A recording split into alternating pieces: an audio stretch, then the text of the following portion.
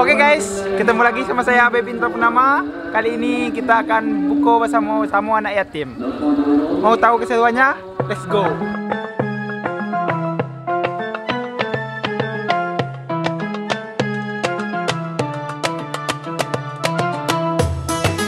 Oke guys, inilah hidangan kami dan ini anggota-anggota kami.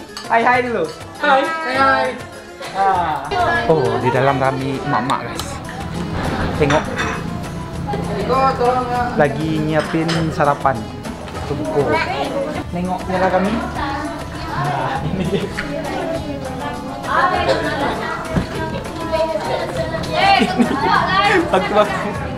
Wakil guys. Jadi tahu orangnya tag nanti ya guys ya, selai daun kalau tahu orangnya. Nomor 1 guys, udah makan ayah. Garim kita guys. Jam 18:25 menit. Iya. Kalau ada biar kan bisa. Hai. Hai, belum mandi. Sini doi. Yakin. Tekniknya lah deh Bu ya. Kamu masih aja dong Kim. Ini boleh. Iya. Boleh bro.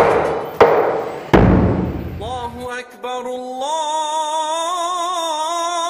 Akbar, Allahu Akbar, Allahu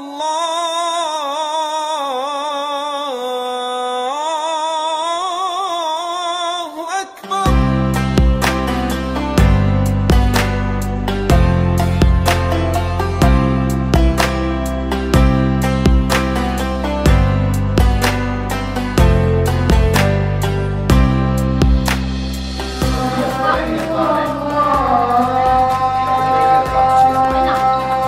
Sponsor.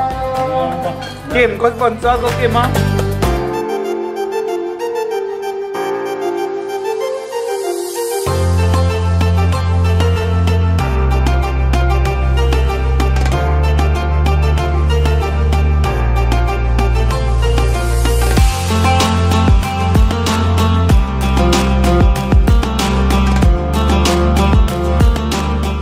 Itu adalah bersama-sama melangsungkan acara berbuka bersama yang telah diberikan nikmat oleh Allah Subhanahu wa taala.